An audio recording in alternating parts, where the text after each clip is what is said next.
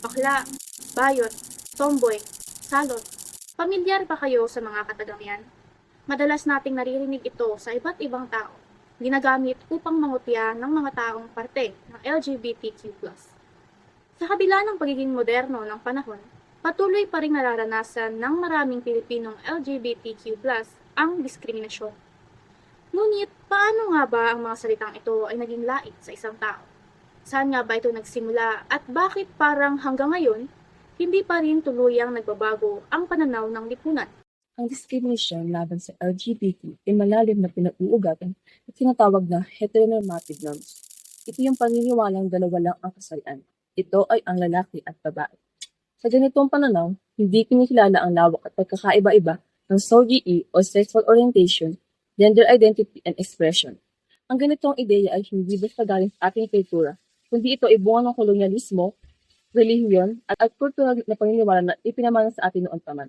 Kung tutuusin, makikita rin natin ito sa ating mga batas. Halimbawa na lamang nito ay ang SOGE Equality Bill na layunin protektahan ang karapatan ng LGBTQ+ laban sa diskriminasyon. Ay mahigit 2 dekada nang nakabinbin sa Senado. Paulit-ulit itong hinihain, ngunit ulit-ulit ding tinatanggihan. Kadalasan dahil sa panrelihiyong moralidad. May ilan pa nagsasabing mas masahol pa sa hayop ang mga LGBT. Isang pahayag na malinaw na nagpapakita ng kakulangan ng pag-unawa at respeto. Napaka-ironic lang, no? Kasi dito sa Pilipinas ginaganap ang pinakamalaking Pride celebration sa Southeast Asia at isa rin ng Pilipinas na may pinakamataas na antas ng LGBTQ+ acceptance sa rehiyon at ito ay ayon sa 2021 Global Index. Pero sa kabila nito ay kapansin-pansin pa rin na marami pa rin Pilipinong parte ng LGBTQ+ community ang walang legal na proteksyon laban sa diskriminasyon.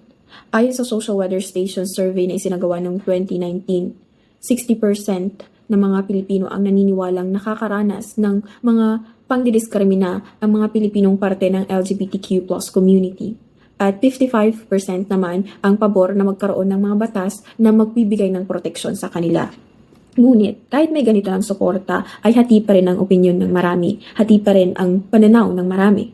47% ay tutol na payagan ang mga transgender women na gumamit ng female restrooms. 48% ang hindi pabor na palitan nila ang kanilang kasarian sa mga legal na dokumento kagaya na lamang ng birth certificate.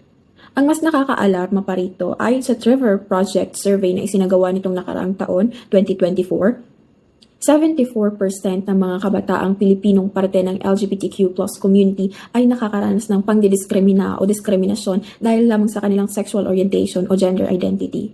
At ang mas malala pa, sa 74% na iyon, 63% ang nakakaranas ng suicidal thoughts. 38% naman ang nagtangkang magpakamatay. At 64% ang may sintomas ng depresyon at anxiety. Ipinapakita lamang ng mga datos na ito na ang diskriminasyon ay hindi lamang isang simpleng isyong panlipunan, kundi isa itong isyong may epekto sa kalusugan, isipan at dignidad ng isang tao. Kilala niyo ba si Aura Briguela? Si Aura ay isang maimpluwensyang miyembro ng LGBTQ+ na kilala sa kanyang tapang na ipahayag kung sino siya. Ngunit sa kabila nito ay madalas siyang mapunterya ng lipunan mula media, social media at maging sa personal na buhay. Isa itong malinaw na patunay na ang pagiging totoo natin ay madalas na may katumbas na panghuhusga. At dahil dito ay kabilang ang mga LGBTQ+ community na tinatawag din nating marginalized sectors o mga grupo na madalas isang tabi, madalas hindi naririnig at patuloy na nakakaranas ng kawalan ng pantay na karapatan. Kabilang din dito ang mga PWDs na isa ring sektor na patuloy na lumalaban para sa pagkilala at pagiging inklusibo ng ating lipunan. Papasok ang issue ni Aura at Sir Jack. Dalawang kinatawan mula sa magkaibang marginalized sector. Nag-post ang ABS-CBN News sa kanilang Facebook page nitong nagdaang Hunyo upang batiin ng aktres na si Aura Briguela sa kanyang pagtatapos ng senior high school graduation. Kilala bilang si Sir Jack sa social media. Shinare niya ang Facebook post ng ABS-CBN para kay Aura nang may caption na "Anong her? Good luck bro." Dahil sa komento niya na ito, maraming netizen tuloy ang bumatiko sa kanya. Sinasabing nagawa ng misgender si Aura sa kanyang salita. Nag-viral agad ang nasabing post at dito na lumabas ang iba't ibang klase ng diskurso patungkol sa gender identity, pronoun use at online accountability. Hindi nagbigay ng direktang sagot si Aura laban sa post ni Sir Jack. Pero may mga komento ang admin niya at ibang tagahanga kung saan naman ay binibiro nila ang pisikal na anyo ni Sir Jack bilang may disabilidad. Bagamat marami pa rin ang nagsasabi at dumedepensa sa ginawa niya na isa lamang itong biro o malayang pagpapahayag, lumabas tuloy ang biro culture ng mga Pinoy. Sabi may cultural tension ang biro culture ng mga Pinoy. Dahil kung talaga namang titingnan, ay dumarating na tayo sa punto na ang mga biro ay nakakapalangkit na at ang gagawa ng inormalize sa mga tao ang pagiging kawalang galang sa kapwa nila. Mula sa perspektibo ng sosyolohiyo at psikolohiya, makikita sa issue kung paano nagamit ang salita bilang may kapangyarihan. Ang mga karanasan nila ang nahubog sa kanilang pananaw at moralidad. Ang sagot ni Aura ay mula sa karanasan niya mula sa invalidation at minority stress. Ang kaugalan naman ni Sir Jack ay mula sa cultural condition and cultural blind spots. Sa madaling salita, isa itong symbolic violence na maoobserbahan sa simpleng pakikipag-usap. Si Aura Briguela ay parte ng LGBTQIA+ community at nanyaga siya na isang transgender. Ngunit hindi pa rin maiwasan na meron pa rin mga tao na nagagawang pintasan ang pangsariling identidad niya bilang babae. Si Sir Jack naman ay parte ng PWD community. Kung iahalin tulad sa LGBTQIA+, malayo na ang pag-unlad na narating ng komunidad na ito.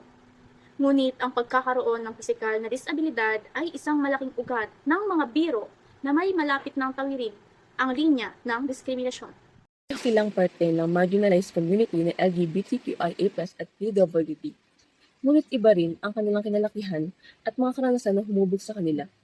Iba rin tuloy ang pamamaraan nila kung paano ipakita o ipahayag ang mga opinion nila sa isa't isa. Sa nangyaring issue sa pagitan nila Sir Jack at Aura, nasasabing pareho sila ng biktima ng diskriminasyon sa magkaibang paraan. Gender-based discrimination na naranasan ni Aura at body-based discrimination naman kay Sir Jack. Ang misgendering na ginawa ni Sir Jack sa kanyang naturang post ay hindi isang simpleng biro o isang simpleng pagkakamali lamang. Isa itong malinaw na halimbawa ng gender-based discrimination na nag-uugat sa heteronormatibong pananaw. Ito ay ang paniniwala na lalaki at babae lamang ang lehitimong kasarian sa mundo. Ano man ang lumagpas o hindi tumugma sa kanilang perspektibo ay nililabel nila bilang abnormal. Sa ginawang post ni Sir Jack, ang kanyang paggamit ng bro sa halip na her ay tila nagpapakita ng ganitong pananaw na ang pisikal na anyo at pangangatawan ng isang tao ang batayan ng kanyang pagkakakilanlan. Gayunpaman, mahalagang maunawaan natin na ayon sa konsepto ng sexualidad at identidad, ang kasarian ay hindi nasusukat sa panlabas na anyo lamang. Ito ay isang panloob na pagkakakilanlan na bumubuo sa isang tao. Kaya't kapag ipinagkakait sa isang individual ang karapatang ipahayag ang kanyang kasarian, ito ay nagiging isang anyo ng pagbubura sa kanyang pagkatao at sa kanyang dignidad. Subalit, mahalagang tandaan na si Sir Jack ay naging biktima rin ng discrimination. Matapos ang kanyang pahayag, ginamit ng ilan ang kanyang pisikal na anyo at kapansanan para siya pagtawanan. Sa halip na tutukan ng ugat ng problema, ang issue tungkol sa misgendering, ang usapan ay lumihis sa body shaming at pang-aalipusta. Sa kaso ni Sir Jack, ang kanyang katawan at ang kanyang kapansanan ay naging isang katatawanan.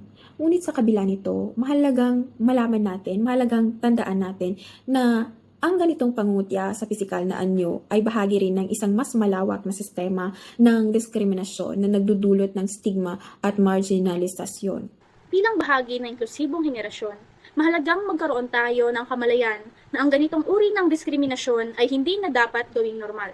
Sa katunayan, may mga batas nang naipasa na nagpoprotekta sa mga karapatan tulad nila ng SOGI Bill at Republic Act No. 7277 o Magna Carta for Disabled Persons. Pero kung gusto talaga natin mabuhay sa isang lipunang mulat at sensitibo sa kasarilan ng bawat isa, kailangan natin magsimula sa simpleng bagay, ang pag-unawa. Kailangan natin ng edukasyon.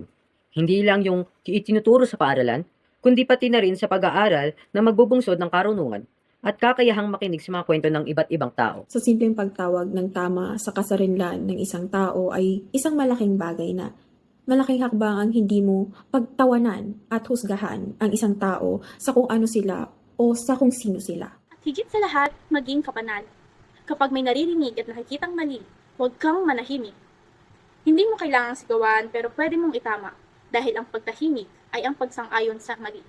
Piliin nating mabuhay sa lipunang nagpapakatotoo at tanggap ang bawat isa kasi respeto lang naman ang puhunan para sa isang lipunang marunong magmahal ng pantay-pantay. Pero ang tanong, tunay nga bang mulat at bukas ang ating lipunan sa kasarinlan ng bawat isa?